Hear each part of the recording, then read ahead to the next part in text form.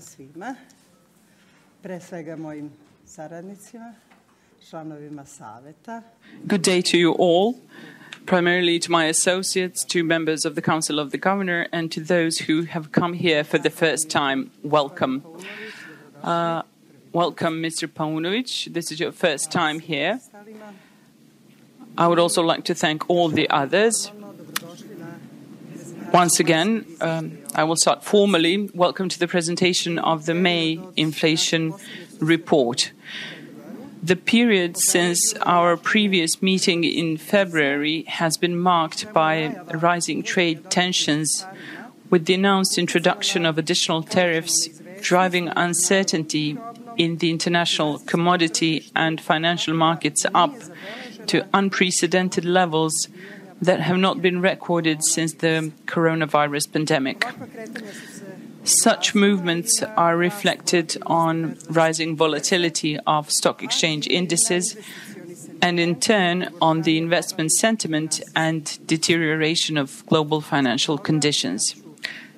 I shall therefore begin my address by referring to international developments, since our macroeconomic developments and projections for the upcoming period are significantly shaped by them. The global economy has shown significant resilience to a series of negative shocks to which it has been exposed over the past years, with growth preserved at around 3% on average in the period between 2020 and 2024. Until only a few months ago, it was believed that growth would pick up to 3.3% this and the following year. However, as of late January, the increasingly frequent announcements of the introduction of additional tariffs by the new U.S. administration and the reciprocal measures by their trade partners resulted in a rise in effective tariffs to levels not recorded over the past 100 years, creating a strong negative shock to economic growth. The uncertainty accompanying the announcement of these measures is also reflected on investor and consumer confidence, as well as on economic prospects in general, and at the same time, it significantly compounds the decision-making process for economic policymakers, as it hampers the making of assumptions underlying macroeconomic projections and also makes projections more uncertain. In such conditions, our task as a monetary policy maker is anything but easy. In its April projections, the International Monetary Fund lowered the global economic growth prospects by 0.5 percentage points to 2.8% in 2025 and by 0.3 percentage points to 3% in 2026. For the euro area, which is our largest trade partner, projected growth has been trimmed by 0.2 percentage points for each year to 0.8% and 1.2%, given that the negative effects of tariffs are expected to be partly neutralized by the positive effects of new infrastructure and security investment programs, as well as a more favorable outlook for countries with the dominant service sector, which is not impacted by the tariffs. In view of the slower euro area growth, prospects for the majority of emerging European economies, including Serbia, have also been revised down, with growth of 3.5% and 4.2% projected for Serbia this and the following year. This will still be one of the highest growth rates in Europe. According to the same assessment, global inflation will recede slightly more slowly than expected in the previous projection, and it is expected to edge down from last year's 5.7% to 4.3% this year, and then to 3.6% in 2026, with the return within the target tolerance band unfolding at a faster pace in advanced countries than in emerging and developing ones. The effects of the tariffs are reflected on inflation, as it has been projected higher than expected back in January. But they will depend on whether the tariffs are temporary or permanent, how much companies will adjust their profits to increased import costs, whether goods import is charged in US dollars or a local currency, etc. Countries implementing the tariffs are expected to face shocks mainly on the supply side due to growth in unit labor costs and lower productivity, while countries against which tariffs are introduced will face a negative shock on the demand side amid dampened external demand. As for Serbia, in its April projection, the International Monetary Fund expects inflation to average 4% in 2025 and then edge down moderately to 3.3% in 2026, where it will remain in 2027. We will now briefly lay out our view of macroeconomic movements, new macroeconomic projections, and monetary policy decisions taken in the period since the previous report. I will start with inflation. Inflation is our main objective and a benchmark of our success. In line with our expectations, during the first quarter, year-on-year inflation moved around the upper bound of the target tolerance band, slowing to 4% in April. Relative to end 2024, when inflation equaled 4.3%, the contribution of energy prices to April inflation decreased by 0.4 percentage points and turned negative, and the contribution of service prices decreased by 0.1 percentage points. Conversely, there was an increase in the contribution of food prices, mostly unprocessed food, by 0.3 percentage points, which still reflects the effects of last year's drought on the domestic market. The last year's increase in the prices of mobile telephony dropped out of the year-on-year calculation, whereby core inflation slowed to 5% in April, which is its lowest level since May 2024. There is a loosening in cost-push pressures, and the trimmed mean, which is core inflation measure obtained by excluding 15% of products and services from the consumer basket whose prices record the largest changes in both directions. So the trimmed mean equaled 3.3% year-on-year in April. The loosening in cost-push pressures is also indicated by the measure of the so-called inflation momentum, that is, annualized seasonally adjusted monthly inflation rates, which receded to below 2% in April. According to our latest central projection, over the entire projection horizon, that is, in the following 2 years, inflation should remain within the target tolerance band of 3 plus minus 1.5%, and it will have a declining trajectory this year. More specifically, inflation should continue to slow down from the level of 4%, where it is expected to hover by mid-year, and approach the target midpoint around the end of the year, where it will remain until the end of the projection horizon.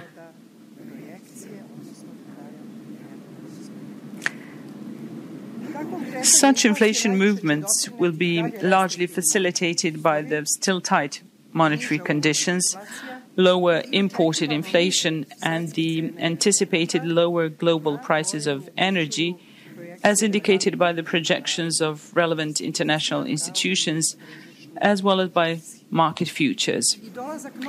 The arrival of the new agricultural season in May assumed to be average, should also result in lower prices of fruit and vegetables and decreased costs of food production.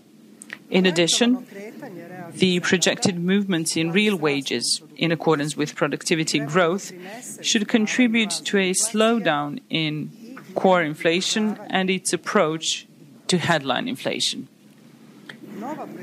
The new inflation projection for this year is slightly lower than the February projection, notably due to the lower prices of petroleum products, given that they reflect not only the fall in global oil prices, but also the euro's appreciation against the dollar.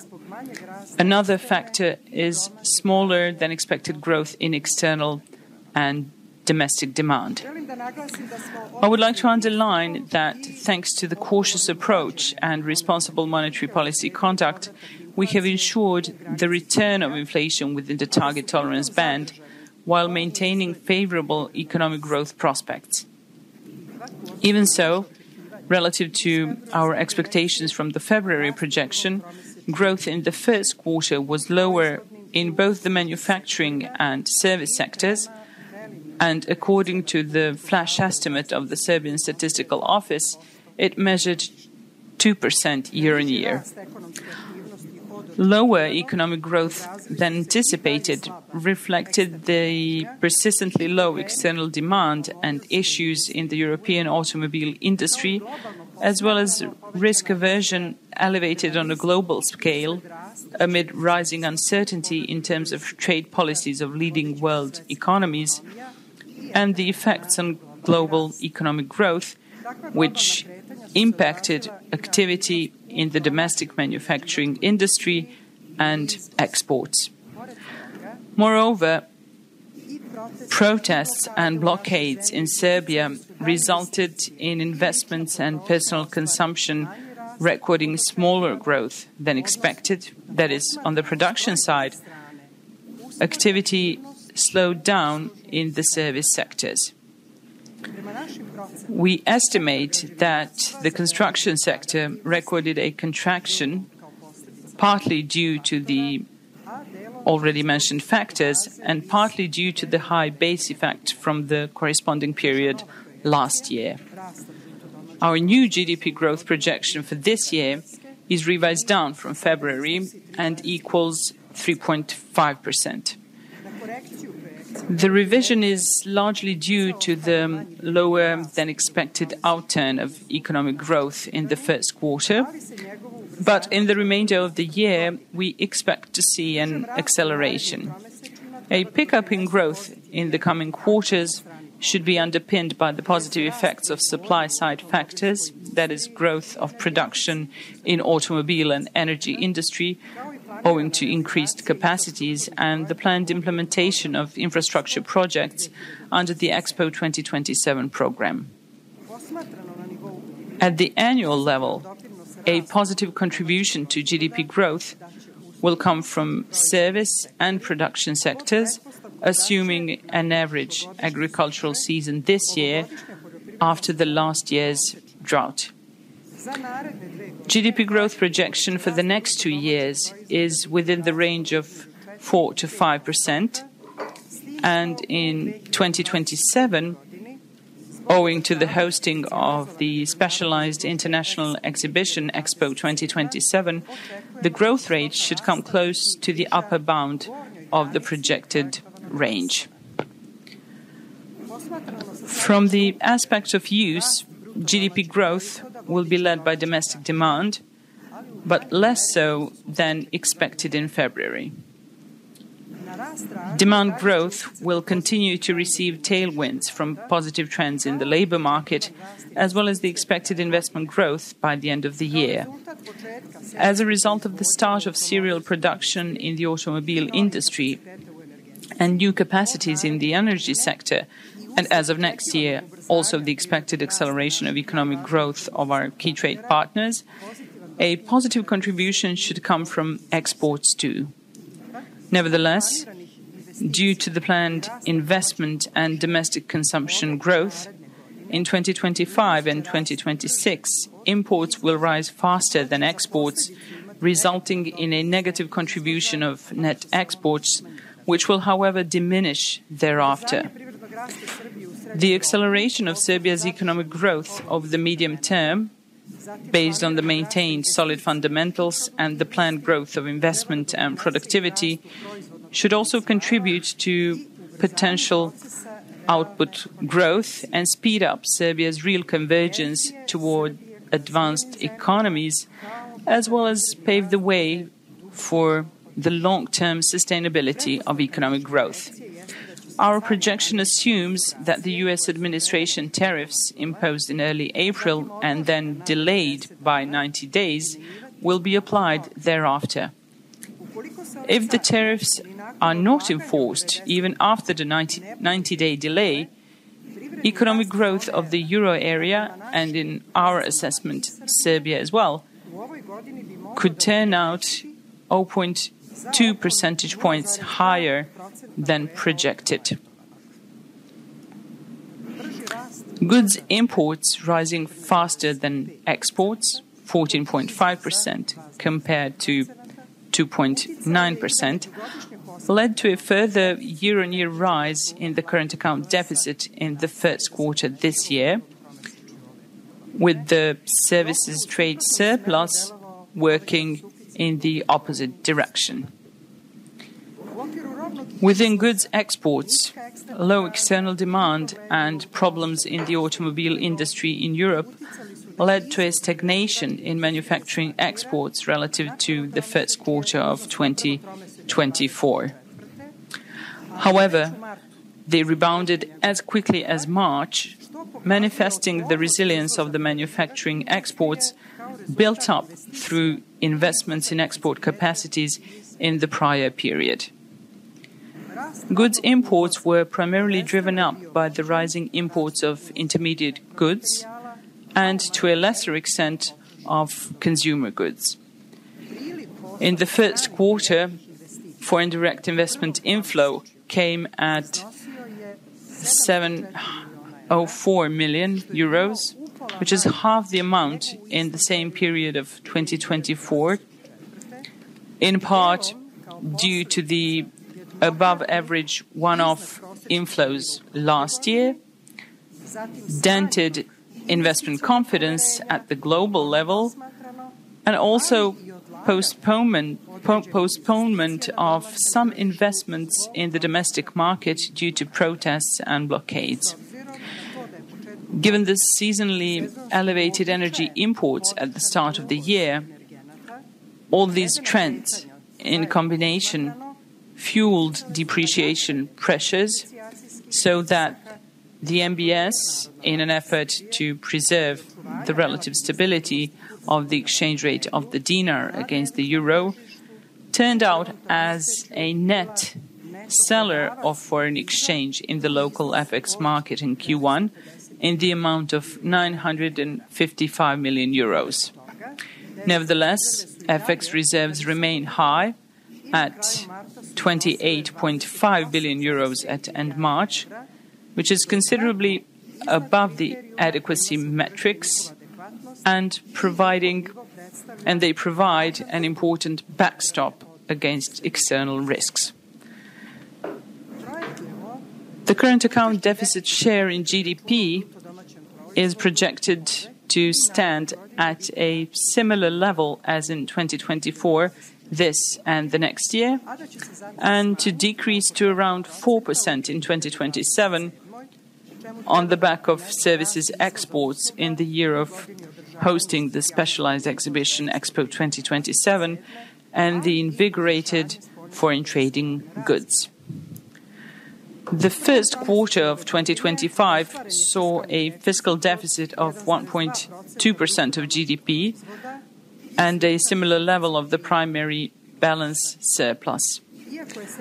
Although the medium-term fiscal framework envisages a more generous fiscal policy this year, aimed at implementing the investments planned under the Leap into the Future Expo 2027 program, in our view, this should not produce any major inflationary effects because the largest share of expenditure increase refers to government capital expenditure, which also boosts potential output.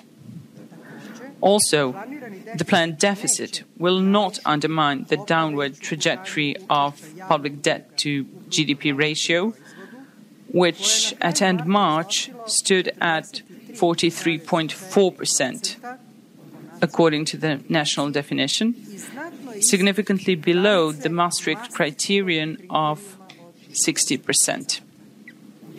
In one of our text boxes in this inflation report, you can also see that compared to the selected countries of Central and Southeast Europe, according to the Maastricht methodology, Serbia's debt share in GDP in the past years has been one of the lowest, displaying one of the most favorable dynamics. We have not changed the key policy rate of 5.75% since the last inflation report. Despite inflation's movements within the bounds of the target and its further slowdown, we estimated that cautious monetary policy is still warranted due to heightened uncertainty in the global commodity and financial markets and mounting trade tensions. The weighted average interest rate in one-week reverse repo auctions leveled off at around 4.50%. So the interest rates in the interbank money market also fluctuated minimally since the start of the year. Given that the past monetary policy easing fully passed through to interest rates in money and lending markets, also spurring a pickup in lending, we deem that caution is still warranted and that the effects of the past key policy rate cuts on inflation and economic activity going forward need to be fully considered.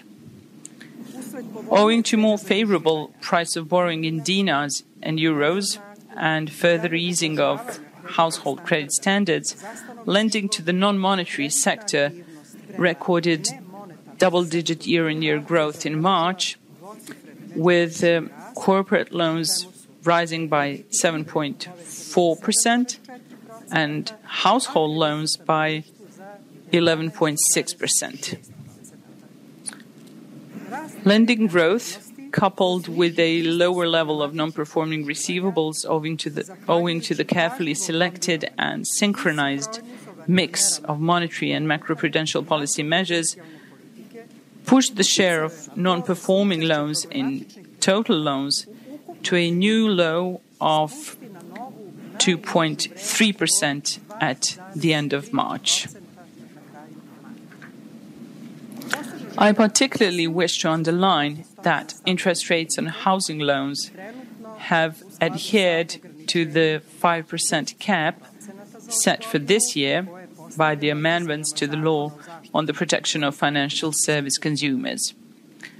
On the same grounds, interest rates on credit card debt and current account overdrafts of natural persons were also reduced, boosting household disposable income and strengthening the monetary policy transmission mechanism at the same time, because the caps were set relative to the key policy rate. A more detailed account of this is given in one of the text boxes in our May inflation report. We will make our future monetary policy decisions cautiously, on a meeting-by-meeting basis, depending on the pace of inflation slowdown and its key underlying factors in the domestic and international environment, taking into account also the effects on financial stability and economic growth. Ladies and gentlemen, dear colleagues, let me conclude. The current global economic situation is fraught with such high uncertainty as has not been seen since the coronavirus pandemic.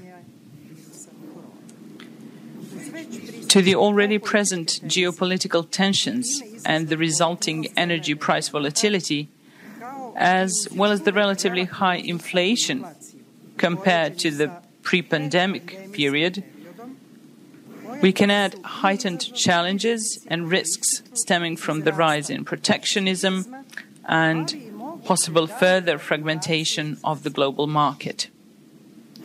No need to emphasize that such conditions add extreme complexity to forecasting, with the projections undergoing more frequent and more substantial revisions, while monetary policy conduct becomes a complex endeavor mandating caution, especially in a small and open economy such as Serbia. Overcoming of the current global challenges calls for a joint, proactive and strategic approach of all economic policy makers. It is important to note that even in such complex circumstances, the National Bank of Serbia, in coordination with other economic policy makers in the country, strives to strengthen the domestic fundamentals and our resilience to external risks, and to safeguard stability in every sense of the word. Only in such way will we be able to persevere on the path of sustainable growth and development, safeguard investment and consumer confidence, and direct our efforts toward further strengthening of productivity and competitiveness of our economy and growth of the living standard of our citizens. In the remainder of the conference, my colleagues from the Economic Research and Statistics Department and vice governors, if necessary, will present our projections in more detail, after which we remain open for your questions. I first give the floor to Sava Jakovljević, General Manager of the Economic Research and Statistics Department.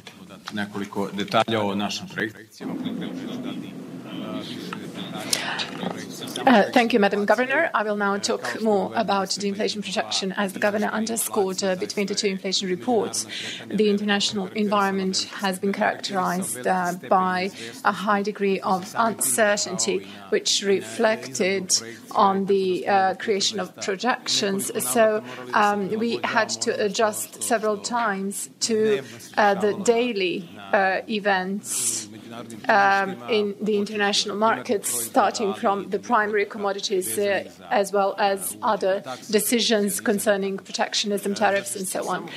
So I will give you a brief overview of inflation movements between the two inflation reports. In March, we had 4.4, April 4%. The entire quarter was in line with our expectations. As we said at the previous presentation of the inflation report, inflation moved around the upper bound of the target tolerance band, around 4.5, and in April it decelerated to 4%. As the Governor said, the main measures of the inflation momentum and mean measures showed that inflationary pressures are weakening, and core inflation is also at the level of 5%, and it is starting to decelerate at a somewhat faster pace. As for headline inflation, until the end of this year, it will move within the target tolerance band and converge towards the midpoint. And for this year, average inflation will be 3.7%, which is 0.3 percentage points lower compared to the previous projection. And as for the next year,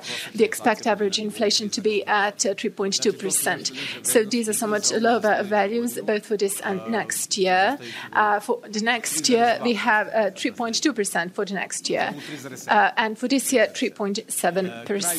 As for the end of the year, we expect it at around 3.1%. So now we expect inflation to get closer to the 3% midpoint. So what are the main factors behind this lower projection compared to the previous one? So there are many factors, primarily the prices of oil and petroleum products in the domestic market and the price of oil in the global market. This price has fallen sharply compared to the previous inflation report, and the oil price is one of the factors that impacted our lower inflation projection going forward. Another factor that will contribute to the deceleration of inflation are the still restrictive monetary conditions, so the expected lower prices of energy products and lower imported inflation on those grounds, the onset of the new agricultural season, which we expect to be average, and the movement of real wages in accordance with rising productivity that is in line with the pace that will not generate new inflationary pressures. As for the assumptions that we took into account, we have primary agricultural products, so they will increase both globally and at home. They will rise by around 3%. As for the agricultural season, we said we expect it to be the level of a 10-year average, meaning that it will be by around 8% higher compared to the one we had to last year when we had a drought. So these movements are favorable for the time being, and they go in favor of such a projection. So we have no reason to doubt such projection for the time being. So the summer months will be the key ones, July and August.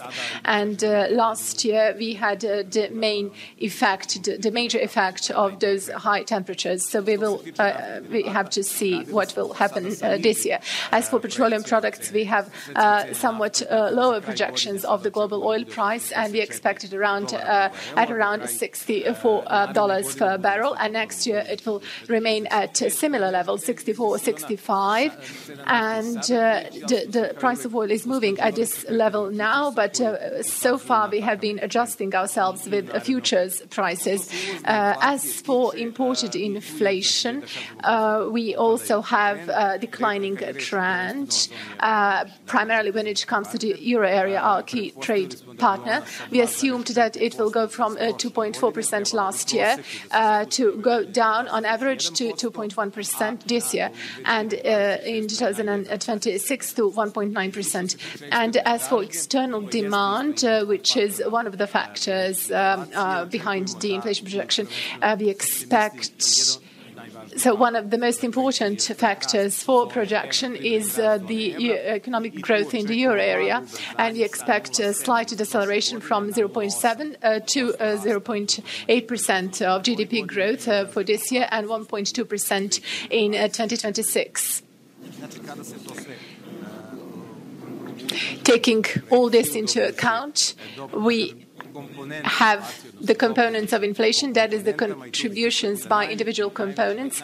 The major decrease in the contribution comes from the group of non-food products and services group that is within core inflation. We expect the contribution to go down from 2.2 percentage points to 1.2 percentage points. We have the contribution of this product group to go down by 1 percentage point over the inflation horizon. And as I emphasized, this product group depends on input prices, which are going down as well. So this is one assumption that will certainly materialize. As for the prices of petroleum products, from a positive contribution of 0.4 to 0.5 percentage points early this year, the contribution will be negative because we see that the prices are going down globally and at home, and next year the contribution of petroleum products will be around zero. And as for the food prices, they have stabilized a lot over the past year. They are moving just like headline inflation on average. We expect such movements going forward as well, with an additional mild decline. The contribution should go down from 1 percentage point to 0.7 percentage points. This is not too much, but it is a good trend in terms of the contribution to headline inflation. So this contribution is going down from the high levels that we had in 2023. For example, as for the prices of vegetables with the onset of the new season, we expect a decline in prices, and the effect will be negative. The effect, that is the contribution contribution of the prices of fruits and vegetables will be negative later this year and early next year, and later it will be neutral, and this will be the effect of an average season compared to the previous season, which was marked by a drought. So this contribution, what does it mean? The prices of vegetables and fruits should be lower than last year. And as for administered prices, their contribution is expected at a similar level as last year. Their rise will be around 5%, and the contribution to inflation around 1 percentage point. Overall, inflation over the past 2 years has been within the target tolerance band. It's coming closer to the 3% midpoint between the two projections. The trends are more favorable for inflation. That is, the inflation projection is somewhat lower, both for this and next year. In the remainder of the conference, we will give a bit more detail about the projection of GDP growth. As you could hear from the governor, we have revised down our GDP growth projection from 4.5%, which we expected in February, to 3.5% that we expect now. GDP growth projection for the next 2 years is in the range of 4 to 5%, though in 2027, which is the year of hosting the Expo 2027, we expect growth will be closer to the upper bound of the projected range. The key reason why we adjusted the new GDP growth projection are outturns in the first quarter of this year, which were worse than what we expected, both when it comes to movements in production and service sectors. As you could hear, according to a preliminary estimate of the National Statistical Office, GDP growth in the first quarter amounted to 2% year-on-year. And this lower than expected outturn was also a result of reduced external demand, problems in automobile industry in Europe, which made automobile industry production and the auto cluster exports to underperform. Uncertainty is mounting regarding rising protectionism and the introduction of additional tariffs, and this has led to a globally elevated risk aversion.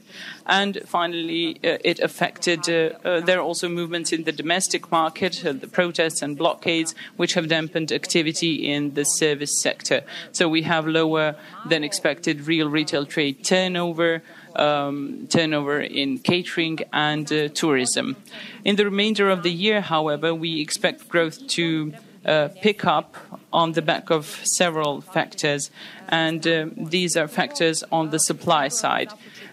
In February, the production of electric vehicles, Stellantis in Kragujevac, has begun, and we already see positive effects of the increase in production in the first quarter of this year. So the production of motor vehicles has recorded year-on-year growth of 10.3%. We also expect the effects of the intensification of the production of automobile tires in the Zrenjanin plant. And already in the first quarter, we have the effects of this increased production of 20%. In the remainder of the year, given the improved hydropower potential and the fact that a new facility in Kostolac has been launched, we expect an increase in the production of electricity. In the first quarter of this year, electricity production recorded a drop, but in the remainder of the year, it should recover. And finally, we expect the intensification of activity in the construction industry, given the planned projects under the Leap into the Future program. In any case, the sources of growth are similar as in our previous projection, but the individual contributions of sectors are lower than we hoped for in February. So growth should be led by both production and service sectors. And one of the assumptions underlying our projection is that this year's agricultural season will be average, which means that we should record growth of 8% relative to the previous year when we had drought. So on these grounds, we expect a positive contribution from agricultural production to GDP growth in the amount of 0.3 percentage points. This is a usual practice applied by other central banks because we still do not have concrete information about the outcome, about the nature of this year's agricultural season. So we are assuming that it will be at the level of a 10-year or a 5-year average. We also ran alternative projection scenarios, which you can see in the last text box in our inflation report. Agricultural season could also be better than expected, in which case production growth will be higher by 15% than in the baseline scenario, in which case the contribution to GDP growth would be higher by 0.3 percentage points. And on the other hand, if we assume another year of drought, we would have a stagnation in agricultural production and our growth would be lower by 0.3 percentage points. Let me digress here. We also checked the effects on inflation. In case of a drought year, inflation would stay within the bounds of the target tolerance band. When it comes to the structure of growth from the aspect of its use, that is, on the expenditure side, growth is expected to be led by domestic consumption, personal consumption, which has the largest share, and we expect a contribution of 2 percentage points here, given the continued positive trends in the labor market and more favorable borrowing. We also expect positive effects from fixed investment, given the planned implementation of infrastructure projects of around 0.3 percentage points, 1.3 percentage points, while net exports will provide a negative contribution because we expect that imports will be rising faster than exports. Exports is affected also by the planned investment, and we expect an increase in the imports of intermediate goods and equipment. And personal consumption is also likely to grow, and on this account, we expect an increase in the imports of consumer goods and of tourist services. While imports are negatively affected by the still low exports, by the still relatively low external demand and problems in the European automobile industry. But in the remainder of the year, we expect exports to pick up. From 2026, we expect a major acceleration in exports and a recovery in our key foreign trade partners. In 2027, we expect that net exports will provide a positive contribution to growth because in the year of hosting the Expo, we expect increased imports of tourist services and business services. So the contribution of net exports should turn positive. In any case, let me conclude. This is a lower GDP projection than we expected in February. Similar projections have been released by the IMF, by the EBRD, and the World Bank. So growth prospects remain favorable. And if GDP growth continues to grow at this rate, it will still be one of the highest in Europe.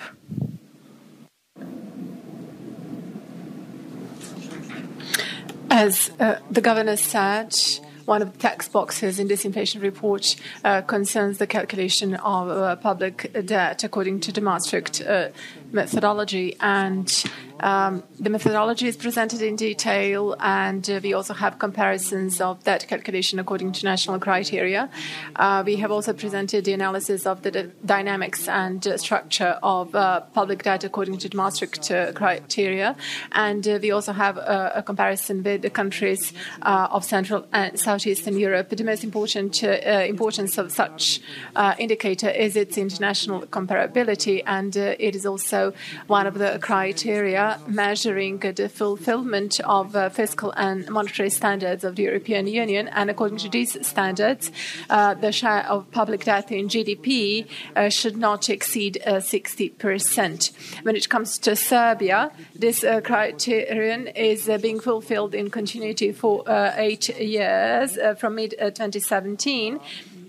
And in this period, this criteria has been on a downward trajectory, and thus the available data for the end of 2024 is 46.3%. When it comes to the comparison of with the calculation of public debt according to the national methodology defined by the law on public debt and the law on the budget system, we have some methodological differences concerning the coverage of financial institutional sectors, financial instruments, whether we have a consolidation or not.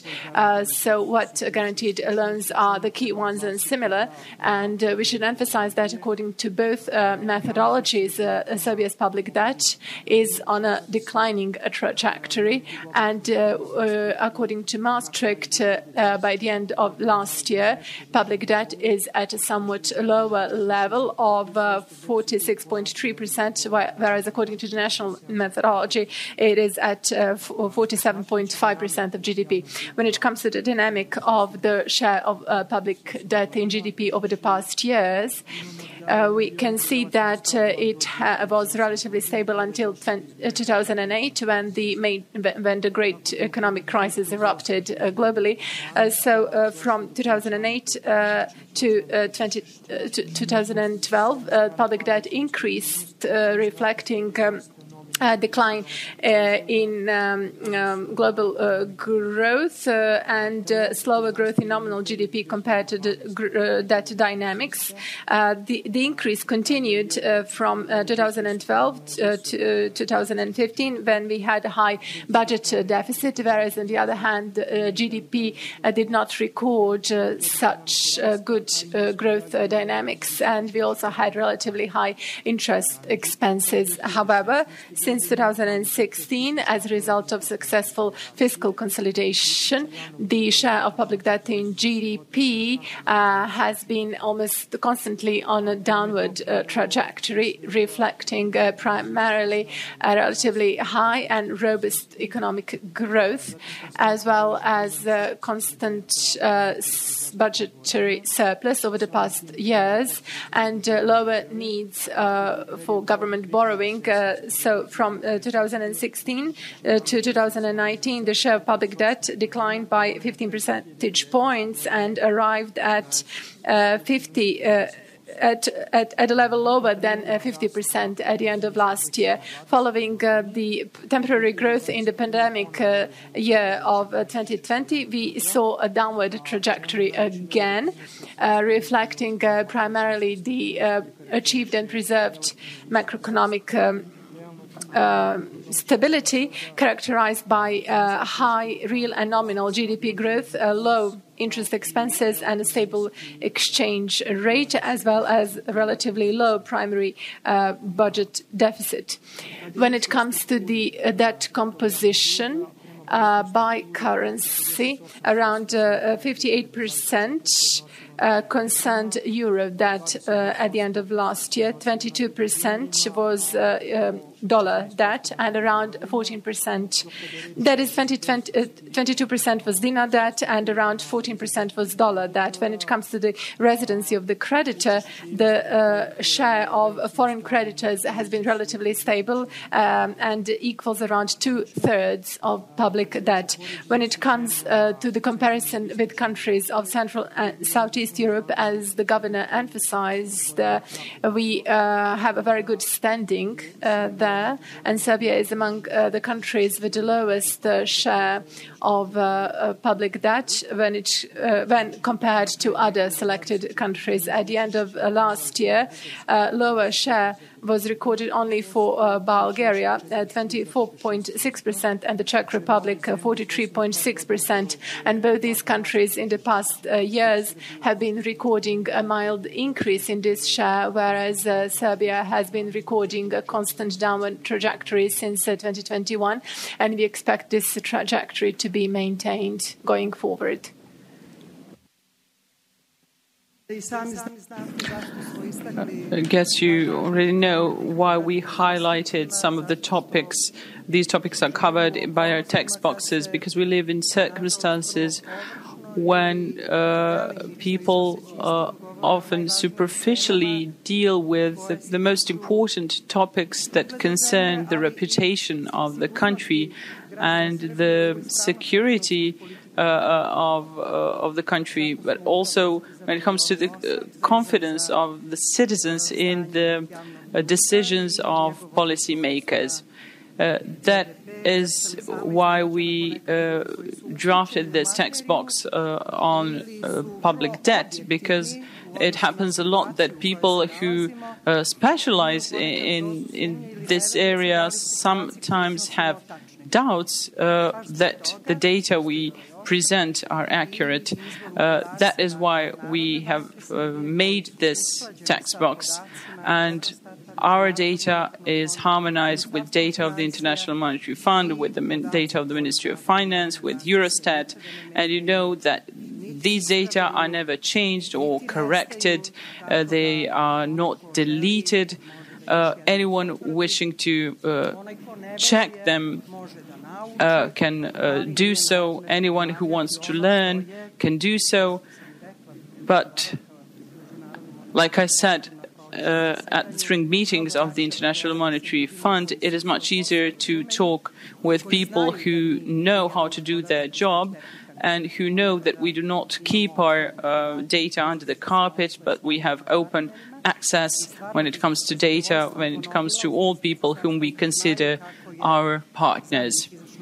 The Deputy General Manager of the International Monetary Fund, Mr. Boli, said that we are partners to the Republic of Serbia in the implementation of the program, which is its ownership. I highlight this intentionally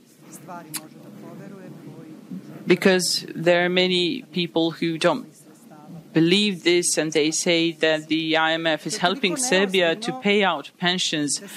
And I feel ashamed for saying this, but there are people who find this information interesting, but it can instill unrest in people. It can wreak havoc. And that is why I want to underline data on enforced collection conducted by the National Bank of Serbia, where instead of learning about transparency and checking data, people only use a part of data and they promote their own lack of knowledge and superficiality. So one of the accounts of the Pension and Disability Insurance Fund, which serves for enforced collection and from which no pensions are paid out, and then these people come out with information that the National Insurance and Pension and Disability Insurance Fund is blocked. I will not waste time on speaking about such people, but I think we should all pay great attention to what we are saying, because we do not want to instill undue unrest in these circumstances that are already fraught with challenges. Those who know how to do their job, those who respect Serbia because of the measures it applies and the peace and stability it maintains. I'm talking primarily here about rating agencies, which do not receive loans from us. They are not motivated in any other way. They're motivated only by their professional integrity. And even in these circumstances, they have assigned us a credit rating that is better than countries in the region. our prospects, our outlook is stable in contrast to other countries in the region. And some might find it interesting, I think, or everybody would find it interesting, what is the cost of this stability that they assess, these reputable and incorruptible agencies? I will tell you this. A decrease in foreign exchange reserves, because we publish these data on a monthly basis relative to the end of last year, is close to 1.6 billion. Only 164 million was spent for intervening in the local exchange market in order to prevent excessive depreciation of the dinar, and we know what would be the implications of such depreciation. 955 million euros has been used, including today. We are talking about 910 million, so we are also buying foreign exchange. Because in the first 3 months, that is in the first 4 months, movements have been such that energy demand has been increased, but it is calming down now. We also faced the uncertainty regarding political instability. And even in times of the coronavirus pandemic, when investors and rating agencies asked us, they told us that we have strong buffers. From 2017, we bought around 11 billion euros, and we have saved them for crisis times. So the money you save for rainy days, you use them when circumstances of temporary character occur. We also faced a slower inflow of investment in the beginning of the year. It was half the amount recorded last year, but we expect this to be we expect this to recover in the remainder of the year, and there are capacities that are increasing. Employment is also increasing in these capacities. We have stable investments for the future, but there are many kinds of investors. They are always on alert, and some leave at the first sight of trouble, while others are deeply rooted in Serbia and they believe in the economic policy pursued in Serbia and in the stability maintained in Serbia. So let me conclude by highlighting the following. Not a single cent, not a single euro, not a single dollar is owed by Serbia. So we are servicing our liabilities on time. So regular settlement of liabilities toward foreign creditors. And this gives confidence to all those investing money in Serbia that they can continue doing so in the future. I'm not looking forward to what is happening in Romania currently. And I can say it publicly because JP Morgan already published this in their report. Romania is facing a combination of political and economic crisis, which is a reality everywhere. They have a specific way of intervening, which is not public, but according to the stock of their FX reserves and based on data published by JP Morgan, we can see that between 5 and 7 billion euros has been spent in order to prevent excessive depreciation of the Romanian currency, which depreciated by 2.5 percentage points despite such depletion of FX reserves, which it is good to compare ourselves with countries in the region which are in similar circumstances. But this level of our spending, though I never call this spending, but investment of FX reserves into Serbia's stability, is somewhat less than 3%, and I repeat, it is of temporary character.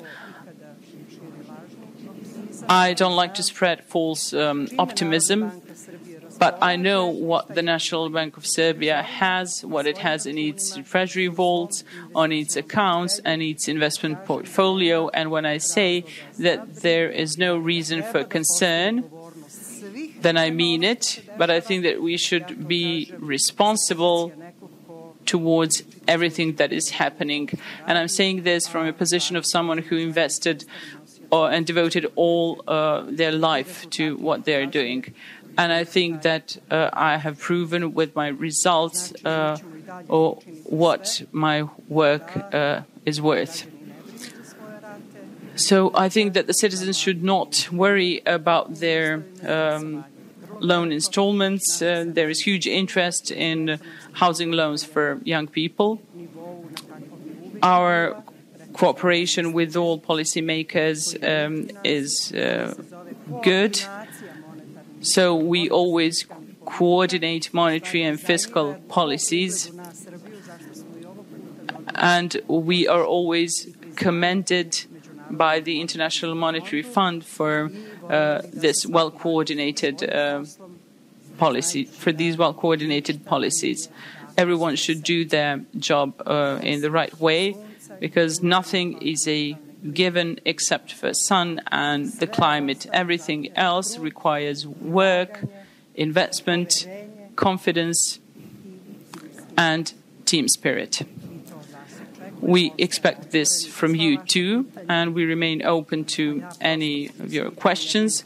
Since we meet once in 3 months at these presentations, I always use the opportunity to share information that I find interesting. So if you have any questions, please feel free to ask them. And thank you for your patience.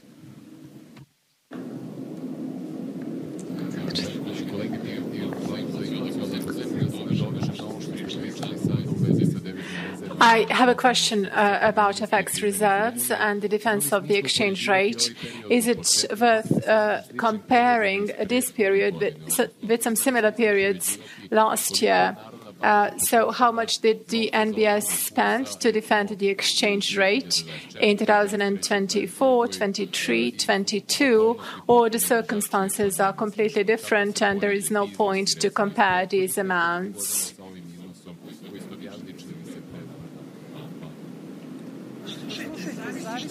It depends on what you want to achieve by comparing these figures. As I said, since 2017, when we had appreciation pressures prevailing, we net bought 11 billion euros. That is 10.95 billion euros.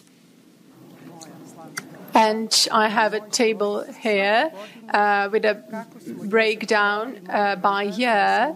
And we had investment in defending the exchange rate. We invested in stability, which was the so-called cost, but I call it investment.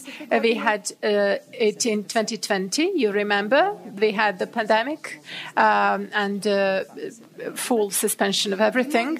And we also had 2016, 160 million of spending from FX reserves in order to preserve the stability of the exchange rate. In 2017, it was 725. 2018, I'm talking about net inflows from interventions in the interbank FX market. This means purchases and sales. In 2018, we bought 1 billion and 580 million, and 19, 2 billion and 690 million. 2020, we spent 1 billion and 450. In 2021, we bought 645 million. In 2020, 1 billion. In 2022, 2023, when we saw a drastic increase in FDI, meaning the trust in Serbia's stability was attracting investors in the real sector, we bought 3,940 million euros. Last year, 2024, we bought 2,725 million euros. So I'm talking about the inflows by year, and we have 160. So that was the period of the financial consolidation. And I will reiterate, I will emphasize this as follows. They ask me, are you able to maintain stability without exhausting FX reserves? And for how long can you defend the exchange rate? I always answer in the following way. Did anyone believe that Serbia, at the time of fiscal consolidation, where everyone envisaged a decline in GDP, did people believe that Serbia will record growth? It did record growth, but at the time of the pandemic, it recorded the smallest decline in GDP compared to all other economies.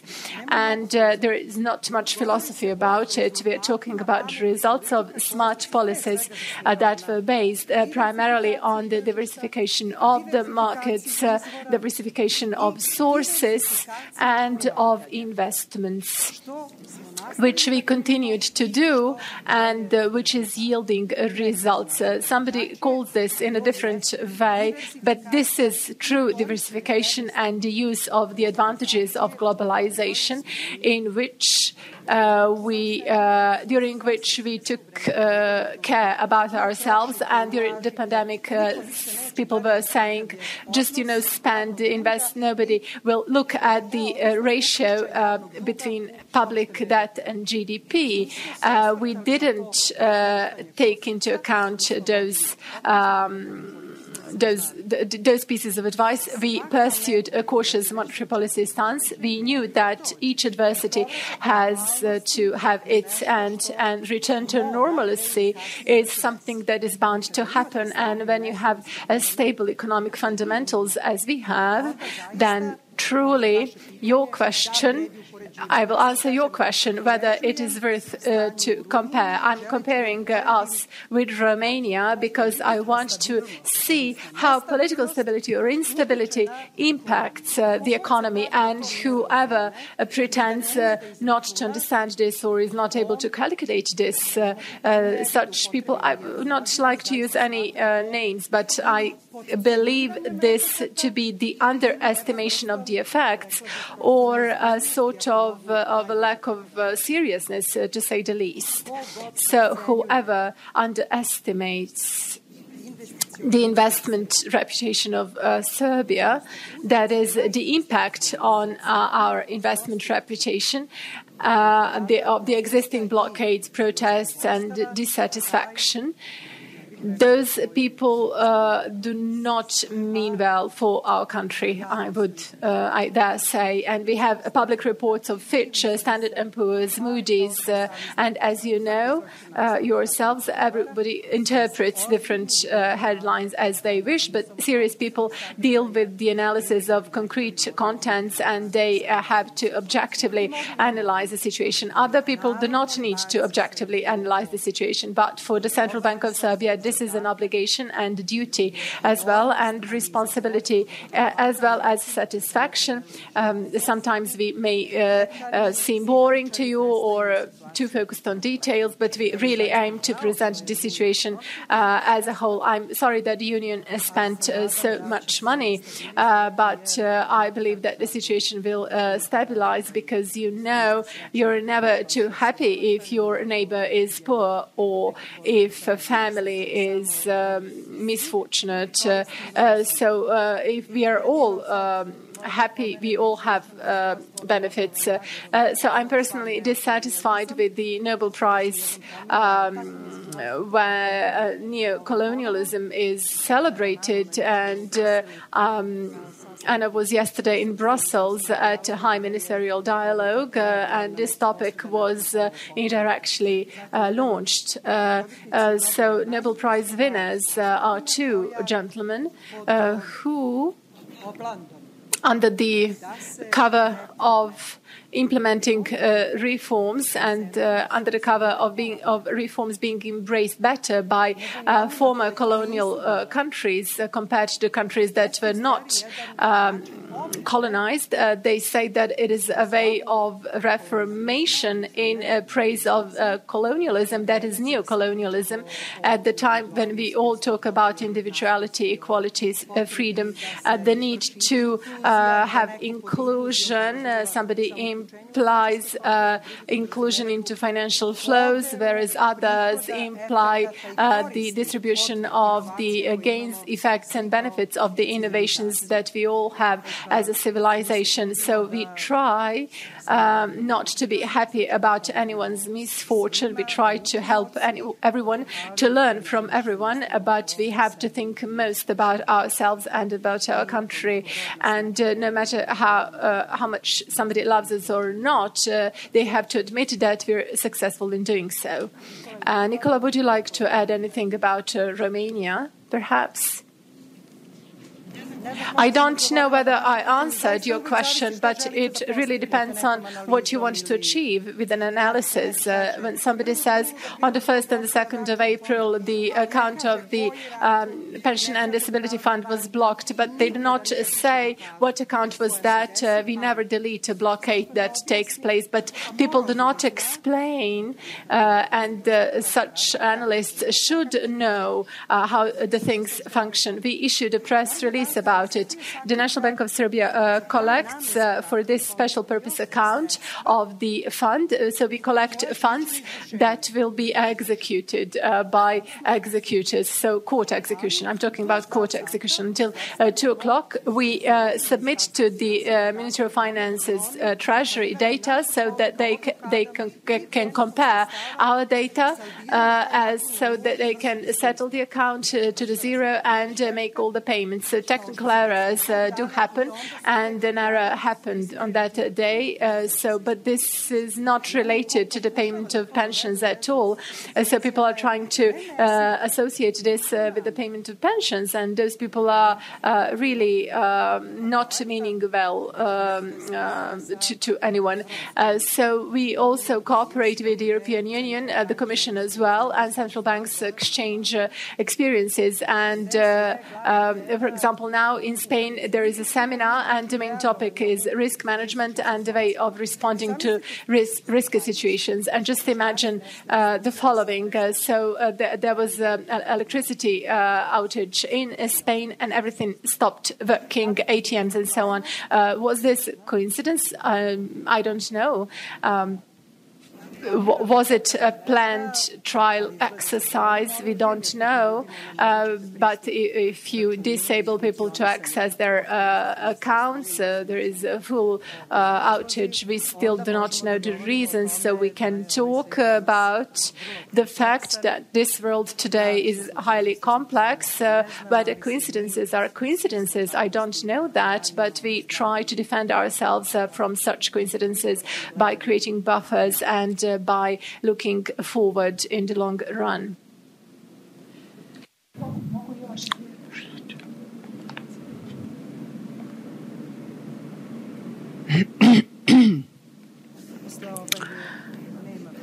Since there are no questions, maybe my colleagues would like to highlight something.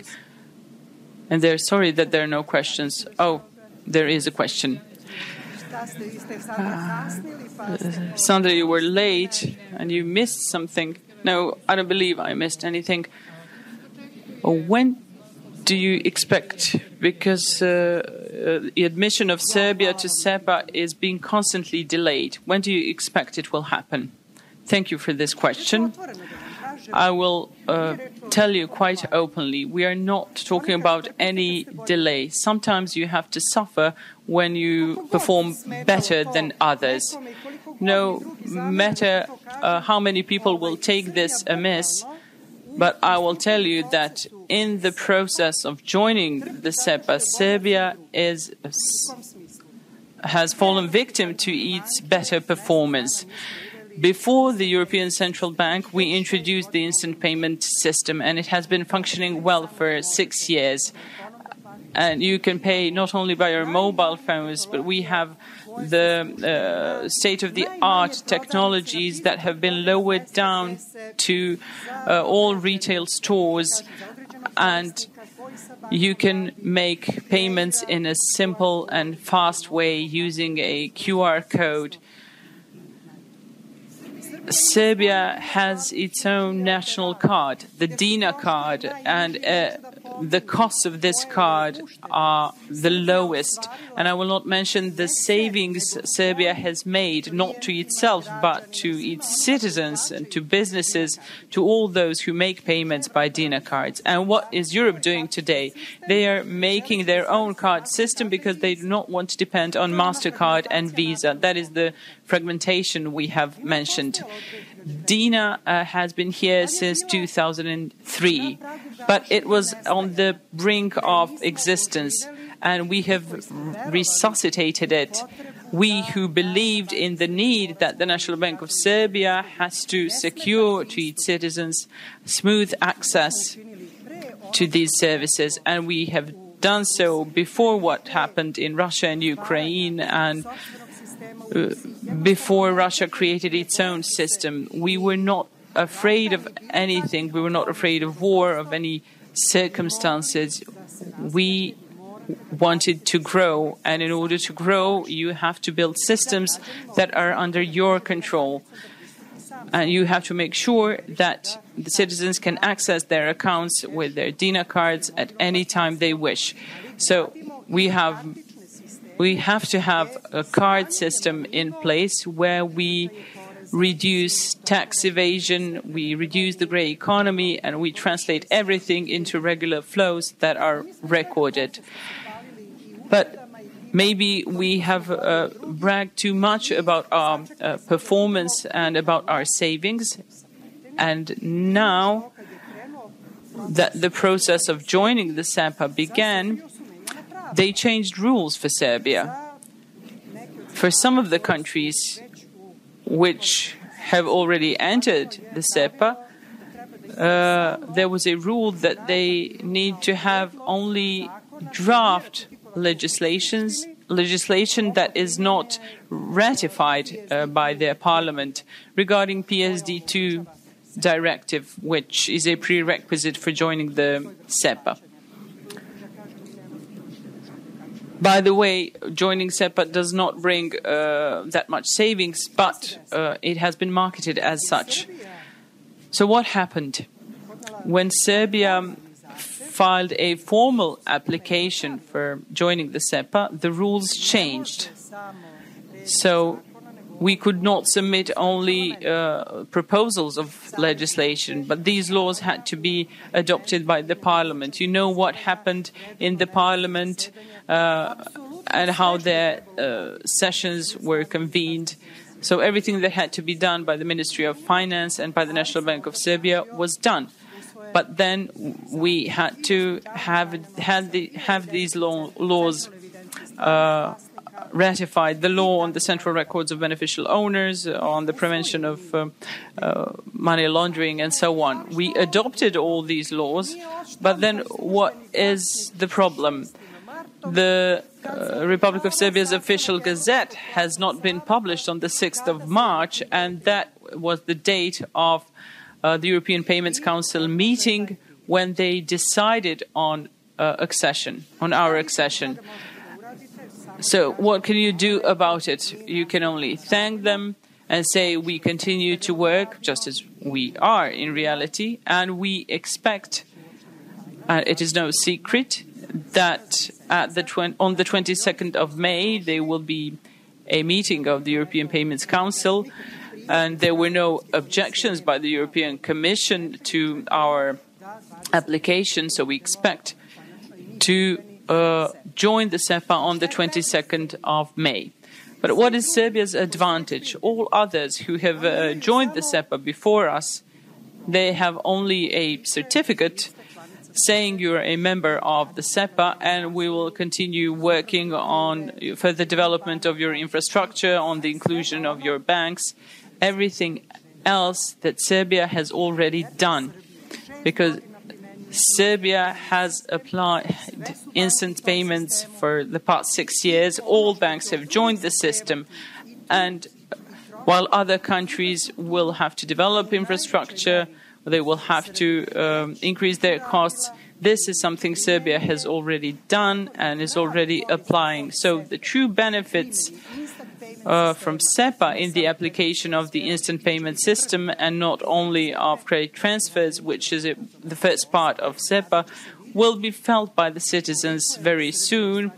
And you will see then what was the advantage of Serbia. I will not draw the final conclusion here, but let's say that we hope that on the 22nd of May this will become formal.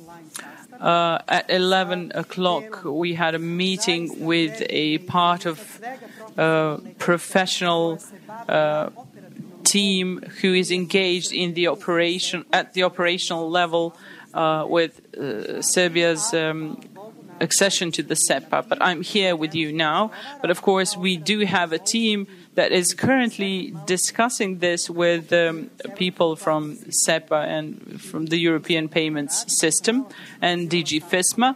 And when I showed my phone to Savo, there was a meeting in parallel where they wanted to clarify that there are no misunderstandings, no outstanding issues. And I have to say that they often mention that something is lost in translation. This happened in 2013 with the law and statute of the National Bank of Serbia, and we had great troubles convincing the international public that the law on the National Bank of Serbia has not been changed, because they mixed the terms law, bylaw, and statute. On a political level, something was mistranslated regarding the alliance of the United States and Israel regarding the current conflict. So, when someone wants to help you, nothing is in the way. But when they don't want to help you, they can use anything as an excuse. So, like I said, we expect that on the 22nd of May we will join the SEPA. Yesterday at the meeting of the ministerial dialogue, we were able to hear Circus Colorado song.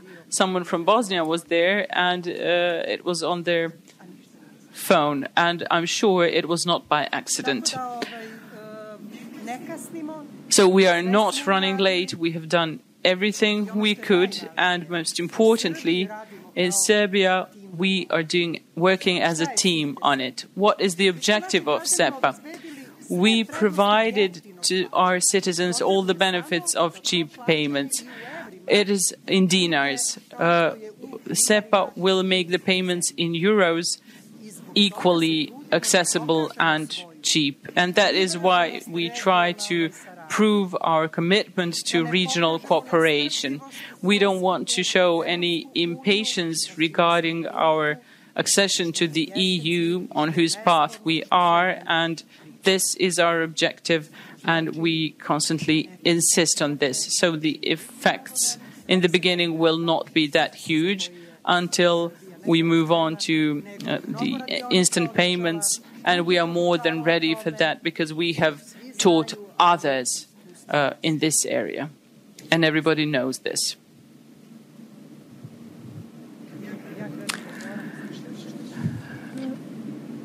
I think I took too long and that no one will ask any other questions. Thank you very much.